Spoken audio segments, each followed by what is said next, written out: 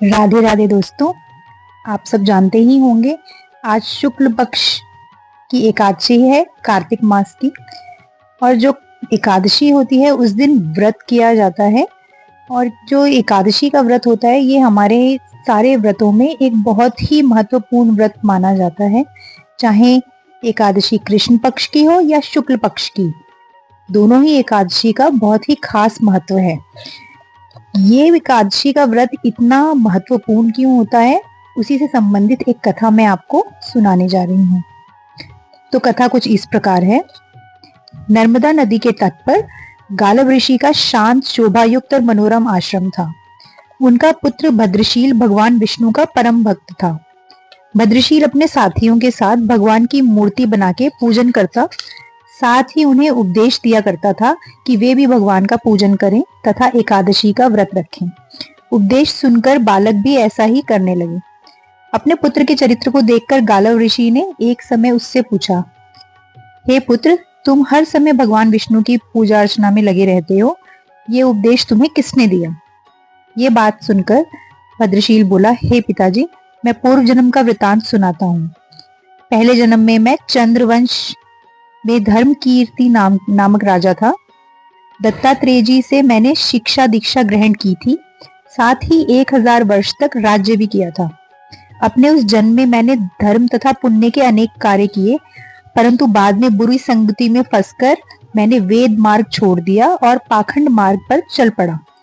मेरे दुराचारों को देख के प्रजा भी पाप कर्म करने लगी। इस तरह धर्म शास्त्रों के कथा अनुसार प्रजा के पाप का छठा भाग भी मुझे मिलने लगा। एक दिन शिकार खेलने के लिए वन में गया। दिन भर भूखा प्यासा रहा, खाने पीने को कुछ न मिला।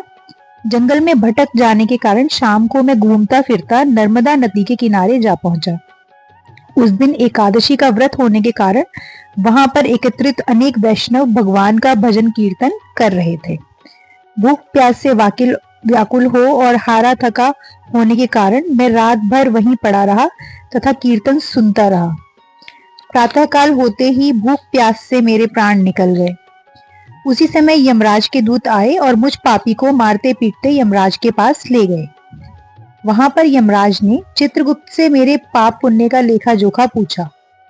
चित्रगुप्त ने कहा, यद्यपि यह महान पापी है, परंतु इसने एकादशी का व्रत किया था और रात्रि भर भगवान का कीर्तन सुना था। एकादशी को भोजन न करने के कारण इसके प्राण निकले हैं। इस कारण इसके समस्त पाप नष्ट हो चुके हैं। चित्रगुप्त की ये बातें सुनकर यमराज तत्काल अपने सिंहासन से उठ खड़े हुए और मुझे नमस्कार किया। फिर वह मुझसे बोले, हमसे बहुत बड़ी भूल हुई है, आप क्षमा करें। फिर यमराज ने अपने दूतों को धिक्कारते हुए कहा, जो व्यक्ति भगवान के नाम का स्मरण करता है अथवा सुनता है, उसको कभी हमारे पास नहीं लाना।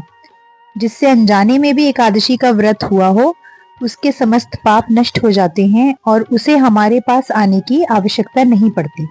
इसके बाद यमराज ने मेरा पूजन किया और फिर मुझे सुंदर विमान में बैठाकर विष्णु लोक को भेज दिया। हजारों वर्ष इंद्रलोक तथा विष्णु लोक में रहने के बाद अब मैंने आपके यहाँ जन्म लिया है। एकादशी के व्रत की महिमा तो अपार है ही, और जो इस कथा को सुनता है या सुनाता है उसके भी समस्त पाप नष्ट हो जाते हैं। राधे राधे। राधे राधे दोस्तों, आप सब जानते ही होंगे आज शुक्ल पक्ष की एकादशी है।